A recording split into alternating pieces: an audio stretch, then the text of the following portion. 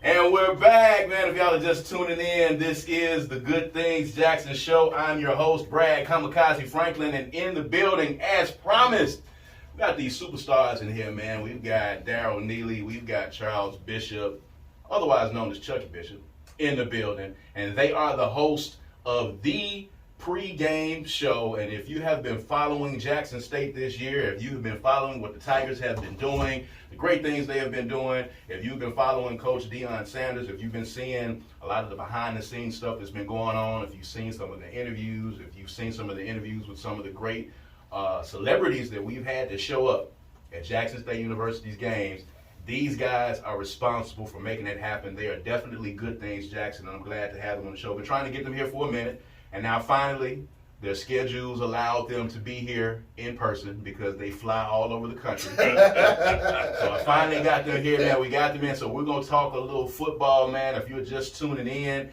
if you're following us on Facebook, it's the Good Things Jackson Show, Good Things JXN Show on Facebook. You can, if you got some questions or some comments for these guys, man, we're going to talk about, football. We're going to talk about championship game. We're going to talk about some behind-the-scenes stuff. A lot of good stuff going on, man. But first, thank you, gentlemen, for being here. Hey, man, glad to be here. And let me tell you something. See, you and I, we go way, way back. Yeah, we go way back. You know doggone well, you know me as Chris Neely or just Neely. Yeah. I do. But for the people who are listening, I have to give them the. I got you. You give them the point of reference. We was just talking about that. You know what I'm saying? There's a point of reference that goes here, and then there's a point of reference that's up here. I got you know what I'm saying? I know who I know. Yeah. You know what I'm saying? And I know who I know. Yes, but these folks don't know. And I know you them guys. Yes. Oh yeah. Absolutely. You definitely know him. Absolutely, man. Absolutely. So. Let's just talk about this. The pregame show has completely blown up. I think, on a post that I had up a little while back, I think you guys are at 14,000 followers on Facebook, and how many on YouTube right now?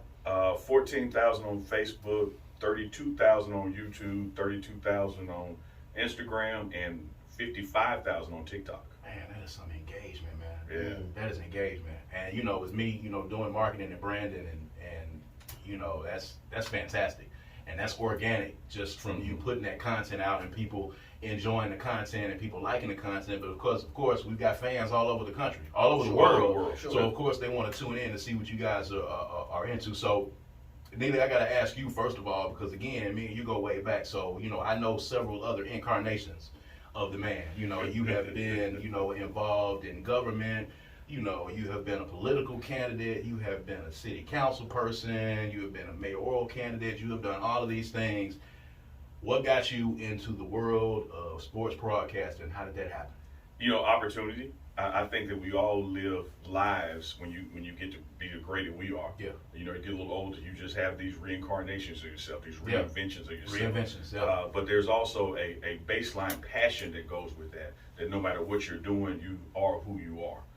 And so I've always worked in areas that are on the news. And what's on the news? Disasters, politics, and sports. So when I was in the governor's office managing MEMA, or Department of Corrections, or when I was a local politician, city council, or now doing sports, those are three things that people talk about. So you just take that skill set and move it to the next thing. That's awesome. And what really happened with this was really just opportunity. Mm-hmm. And opportunity from Deion Sanders, Coach Prime.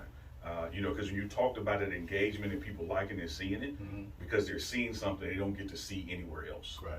And they're seeing something they don't get to see anywhere else because he trusts us to be in the room and protect these student athletes by not showing everything that may not be in their best interest for the world to see, but also showing enough where you can get a glimpse of what's happening in this program. Right. And that's important because, it's one thing to be transparent, but it's also another thing to make sure that you are creating the correct narrative. Mm-hmm. The narrative has to be correct when you're talking about these student athletes because people are already prepared to paint something negative about these young black athletes. Let's just put it like that. These young black athletes. That's exceptional. And it's important that we have people that are sensitive to that. People that have been a part of the university that are sensitive to that. So, Chuck, how did you get involved in this? Well, I co-host a HBCU sports talk show in Houston, and I've been doing that now for the past 7 years, I believe. Mm-hmm.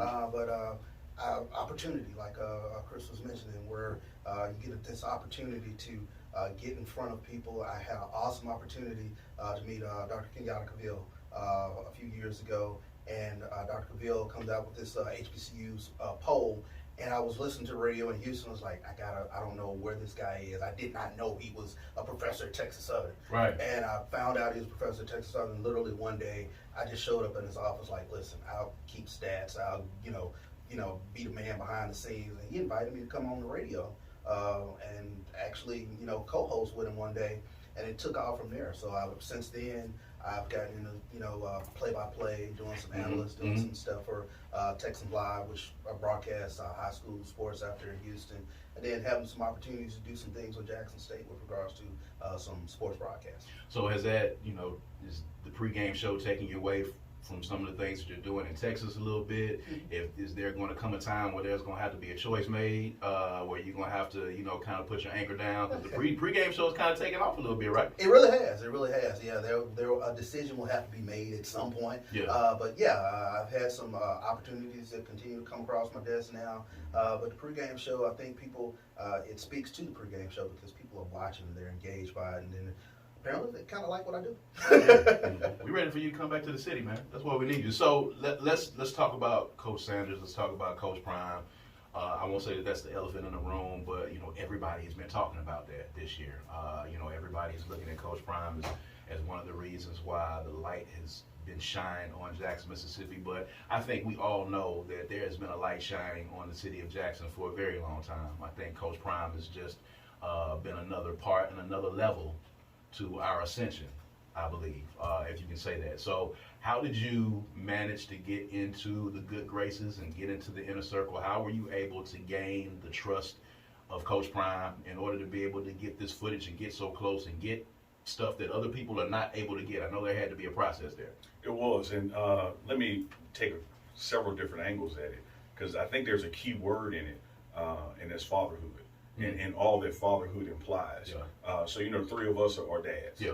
And you can take a segment of you being a dad, 15 seconds, and it'll make you look like the worst father in the world. Absolutely. But if you take the 15 seconds before and the 15 seconds after it, you're the best father in the world. So things have to be, like you said, in context and framed. So when Chuck was talking about his sports show experience, literally how I got here was through women's basketball. Chuck was doing the show covering some Jackson State stuff, and they needed someone who could come on and talk about the Lady Tigers. I don't miss a Lady Tigers basketball game. I'm talking about like 20 years. Yeah. And so I went on a couple times as a guest, and they're like, man, you should be a co-host. And then that morphed into the pregame show. Well, about that time, Coach Sanders was getting his feet wet. Well, Coach Tamika Reed was telling Coach Prime about this guy named Neely, like, he helps us with our student athletes, you should talk to him, da-da-da-da-da. Next thing you know, he and I hit it off, but it was because of the relationship and mentoring that he saw me with Shador, his son, and that trust there. And he was like, no, man, this is a guy, I can count on. Because I think one of the things that happens when you're building trust, the only way to know it is that you got to put somebody in a position that is more beneficial for them to screw you over and see what decision they make.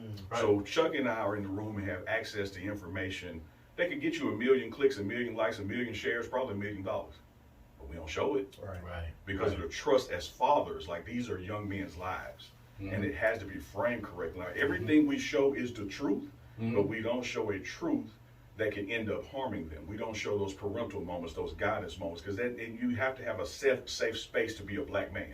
And we help cultivate that.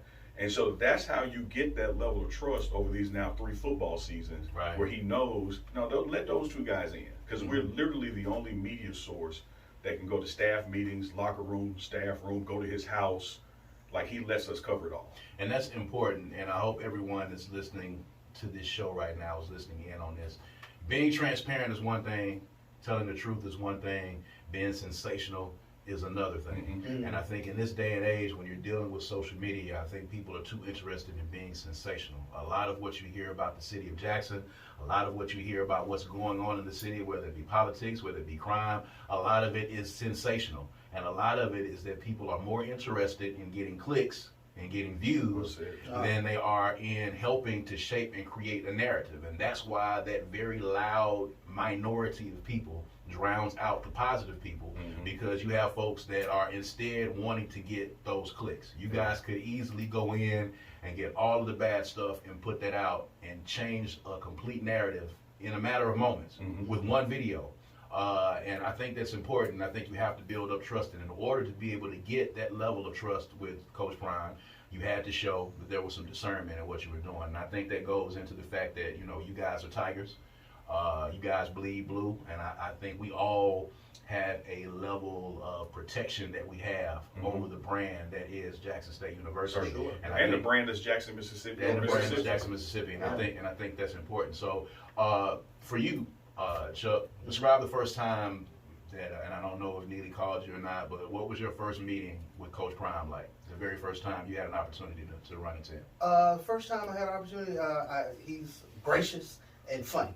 Mm-hmm. And I'm a fan, I've always been a fan of Coach Prime, but of course. Just to be in that sort of intimate setting where he can be himself around you, and there was just an organic chemistry sort of situation, definitely with Neely, and then with Neely sort of bringing me in, and him having a trust factor with what we were doing with the show, and then giving us an opportunity to peek behind the curtains, if you will, of the Jackson State program. And as you well know, we've both grown up in love with Jackson State football. Absolutely. I was the little boy who was Carl Blue in my backyard, or Lewis Tillman, or well, you had the curls, so you were Shannon Boyd. Yeah, exactly. You did have that curl. Just to have that history and that knowledge of Jackson State, and to be able to show the world, where that of old comes to now. Right. It means so much to be able to give the masses that, and give our Jackson State football fans that quite honestly, we were filling a vacuum that was not being served. We have a tremendous Jackson State fan base, and they weren't getting served by, the local media here in Jackson. We were able to come in and fill that vacuum. And we talked about that. Filling a void is very important. And sometimes you're not going to be asked to fill that void. There's not going to be any any push for you to fill it. It's really about you guys seeing that there was a void there in the communication between the fan and the casual fan and the football fan and the rest of the world, as what was going on with Jackson State University football and athletics. So let's just talk about that a little bit, because we're going to talk football in a second, but are there plans for you guys to cover, other sports and, other, athletes on the campus besides just the football team? Well, we have in the past seasons. Again, going back to the beginning, heavy covering women's basketball because there was a void there. Right. And that's what put us in this space. Football is just the bell cow, the cash cow. Everything is operated and funded off of that or after that. And with the way the seasons are overlaid, so this past spring, we did live shows, pregame of women's basketball, which is also pregame of men's basketball. And Chuck did play-by-play during the games, doing color commentating during the games. So we cover all sports. Well, I'm lying. We don't cover all sports. We do have live, so we ain't out at the bowling match or the soccer match. But you should go out and check out some bowling, man. I would like to see some bowling and some golf, and maybe some nice little, a few little shorts. With you guys talking to some of the golf guys out there. That would be cool. Yeah, you play golf? I play a lot of golf. There you go. So he's the man to go cover that. So we pretty much cover the big three: football, men's basketball, women's basketball.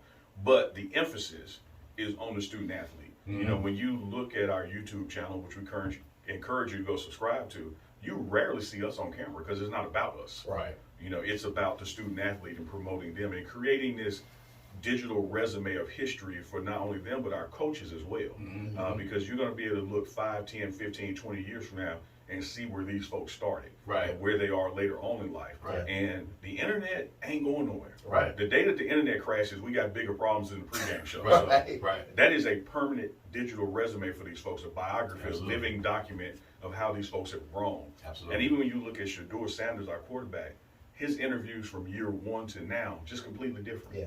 You can look at a Travis Hunter who came as a true freshman. You can look at his interviews over a matter of months and how much he's grown. And that's what it's about. It's about investing in them, promoting good things Jackson, showing what's taking place at Jackson State, and letting folks see that there's something here special. You're helping to groom them too, as well. I mean, because interviews for athletes is a very huge part of it. Branding for them is important, and a lot of these athletes now with these NIL deals, the better they are behind a microphone, in front of a camera, that's the more money that they can make. It's that simple. Very Like much it is so. literally that simple. If they can be a spokesperson for You got to somebody's be able money. to perform, Yeah. and your performance is going to get the attention. But you got to be able to talk about the product. That's Yeah. it. You got to be able to communicate effectively, and that's what they invest in: performance and communication. Absolutely. So we've got an undefeated season this year. Mhm. We're about to go into the SWAC championship game. Let's talk about the game at Lorman yesterday a little bit, because I know you guys, y'all do some play-by-play and some analyzing, and y'all interview after the games and whatnot. I personally, saw a lot of people saying that they felt like we were going to put a 50-piece up on them, and that's good to say at the end of the day, because we're all Tigers, and we know that we do have a very good team. But when y'all saw the game on yesterday, Shador coming off of an injury and seeing if he was going to be ready to play yesterday, what were some of y'all's thoughts on yesterday's game and the outcome? I think you start here. It's a rivalry game. Mhm. So inherently, it's going to be a tough game. That game was played in between the tackles yesterday. The big boy football. Jackson State's defense, one of the best in the nation. Absolutely. And they were taking on one of the top running backs in the nation, in Javian Howard. They did an awesome job in keeping him under 100 yards. I think 26 carries, 96 yards. But you're talking about a rivalry.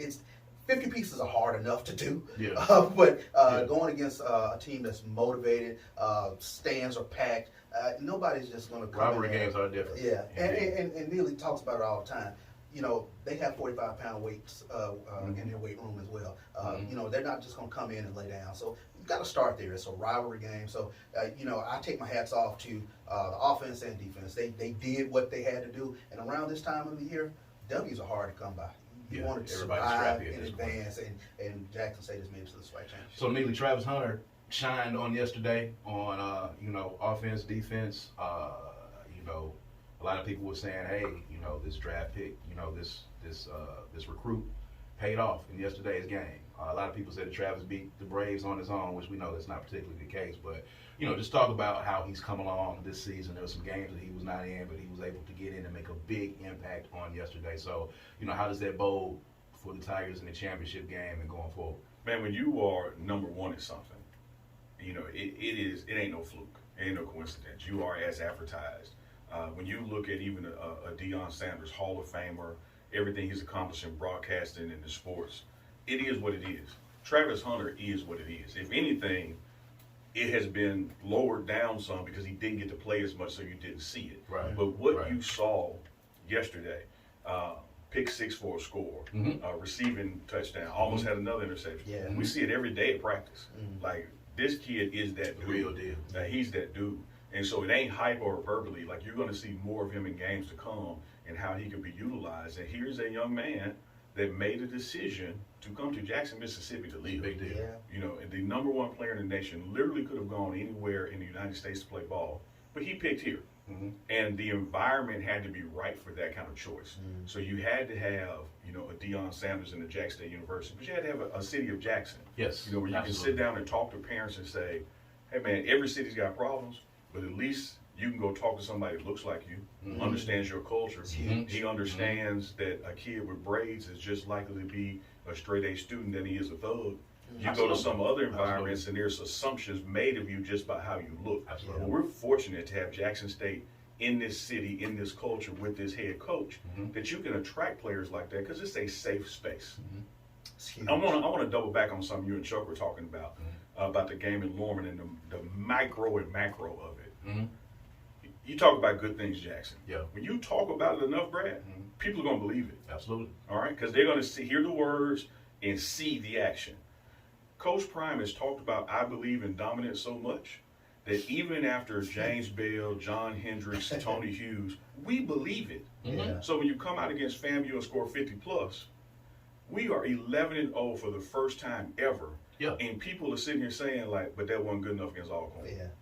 5 years ago, 2 years ago, we never would think like that. Right. We would hope to win by 1 point if we could. Right. But he has put in this motto so much of determination and domination, and we can be better than we used to be, that the community believes. We believe it so much, we get mad when it don't happen. Right. Right. We literally get mad. There was some Now, people we perturbed that we didn't score 40 points. Yeah. yesterday. won by 2 scores. Right. The Cowboys don't be winning by 2 scores. You celebrate. We won by 2 scores, and people think something is wrong, and they Right. think something is wrong because the narrative that's been framed. Exactly. That's why it's so important how we frame narratives. The Absolutely. context has been set. Absolutely. The expectations have been set. That even when you're successful, but it doesn't match what you sold, people think it was a failure. Right. And that's like the same thing with this show and the information you put out there. At some point, folks are going to believe and buy in. There's good stuff happening in Jackson. Right. So you got to talk about it. I mean, because it is actually, but you have to set a bar. Mhm. Yeah. A bar has to be set, and I think Coach Prime has come in and he's actually made people want more. Yeah. That's He's made well said. people want better. He's made people, believe that we are worthy of this. And for a minute, of course, when you grow up hearing negative things, and all of us growing up in this city, you've heard people say negative things about the city. You've heard people who, couldn't wait to leave and left and went to other cities and took their talents to other cities. And, they kind of dump on Jackson and dump on Mississippi a little bit. And at times when you hear that enough, it gets ingrained in your mentality. Well it gets said. ingrained into your spirit, and that's what you begin to believe. But now you have someone who is speaking positively, who's actually raising the bar, and there are kids now who are actually seeing the results now. And it's important, again, guys, that the results are there to go with pushing that envelope. Sure. There you go. Push that envelope, and you're 11-0, and then there are a lot of people that are going to jump on that bandwagon. So now, even if that is not the case going forward, we've set a standard for ourselves. And Jackson State, really, to be honest with you, we've had a very high standard for a while. Even through some of those bad years, even through the Bell years, there was still a high standard. It was. So much so that people were just disgusted with what the outcome Very much was, so. and that unfortunately trickled over into academics and just the perception of the university and everything. It's everything is kind of intertwined. Sure. Everything is kind of locked in. So it's amazing what he's been doing. It's amazing what he's got coming up for us going forward. Let's talk about December 3rd. Let's talk about the SWAC championship game, the Celebration Bowl coming up. What are you guys' thoughts on this team going forward, going into the SWAC championship game? What can we look forward to? And you guys have an intimate insight into what's happening with this team. Who's going to be actually out there on their field now? A lot of people are kind of speculating who's coming out of the other division, who's going to be coming to Jackson to play in this championship game, and what is this team looking like? Well, you had chaos yesterday in SWAC West. We did. With Prairie View losing and Texas Southern losing, it actually opened the door for Southern now. So now everybody will be watching Bayou Classic next week to see what happens, because the winner of that game, or if Southern wins that game, Southern will be coming back to Jackson. But if Southern should lose, it's Prairie View who will be right there. So it'll be interesting to see what happens in the Bayou Classic. But you talk about Jackson State defense, and me and him, we talk about this all the time in regards to the history of Jackson State football.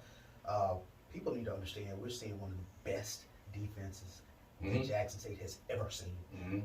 This is, I believe, yesterday was the 10th opponent that has yet to score that has been under 2 touchdowns, I should say.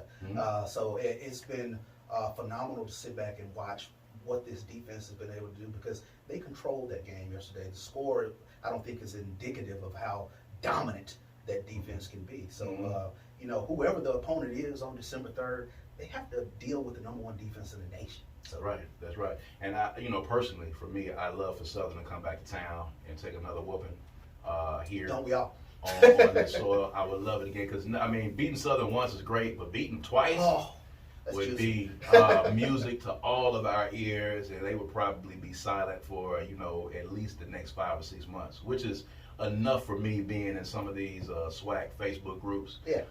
Just silencing some of those people just for 48, 72 hours is fantastic. Because you can't keep it quiet long. No, exactly. I mean, you and I on the same page. If I'm pulling for anybody in the Bayou Classic, I'm pulling for Southern. And the reason I'm pulling for Southern is I drove over a couple potholes coming here, and roads get fixed off tax base. That's it. Gets fixed off sales tax. And if you look at who's left that we could possibly play, which would be Southern, Prairie View, or maybe even Texas Southern, are mathematically in it. I'm going to pick who's going to bring 25,000 people to my city. Because we're talking about good things, Jackson. They're going to fill up the hotels. They're going to go to restaurants, gas stations, car detail shops, liquor stores, you name it. There you go. So I want the biggest draw to come. Now, as far as what's going to happen, we started this thing off 13-0.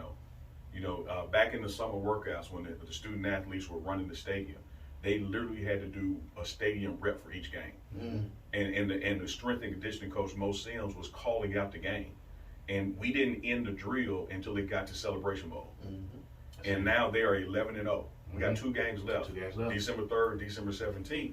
And quite frankly, because of the bar and the narrative, it's literally a failure if we don't win them. There you go. This 11-0 means nothing Yeah. if we don't win the SWAC championship and we don't win the Celebration Bowl. So let's talk about this real quick as we wrap up. We got a couple of minutes. So, people have weighed the Celebration Bowl versus the playoffs.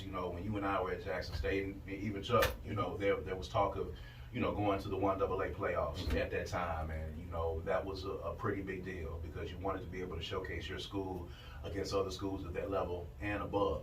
So now, it's all come down to economics. It's coming down to money. It's coming down to who is going to put the most money in the coffers of Jackson State University. So you've got Celebration Bowl, you've got playoffs, you've got an undefeated team with a superstar coach that's out here that can actually draw on the road during the playoffs and got a good team that I think could fare up against a lot of other people. But then you have the Celebration Bowl that could bring in millions of dollars and bring it into, a couple of black schools when you're talking about the MEAC and the SWAC. So what are you guys' thoughts on, playing this bowl game versus showcasing our team against some other schools? It's Celebration Bowl. Yeah. And the reason it's Celebration Bowl is the way our conference mechanics are set up.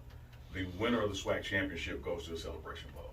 And there is not a coach in the SWAC that back this spring, when he was putting together his spring camp and summer rosters, his goal was not to win the SWAC championship. But if you win the SWAC championship, you go to Celebration Bowl. And for some people who say, oh, we should opt out of that and do this, here's the problem with the playoff scenario. One, it costs you to be in the playoffs. Yes. Money that we don't budget for every year, money that we don't have if we did budget for it. There you go. So you spend $500,000 to $750,000 to go to a playoff game. They're going to send the SWAC school, the HBCU school, to Montana somewhere. Our fans won't be able to be there. So it's going to be 28 degrees with 10 people watching, and nobody really watching on TV. Meanwhile, here's the Celebration Bowl path. You win your conference championship, you get an automatic bid there.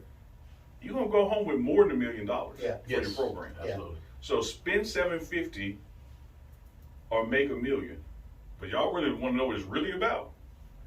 Our misconception of it is we still overvalue the proximity to whiteness. There you go. That's it. There you go. Right there. That's it. We still place too much of a value on playing a Montana instead of playing Howard. Yeah. Howard makes us $1 million plus. We gotta pay to play Montana, but we somehow think we're coming up short if we don't go that route. Yeah. There you go. Yeah. And that is an amazing note to end on. We're going to end on that note real quick for people that want to get in touch with you guys.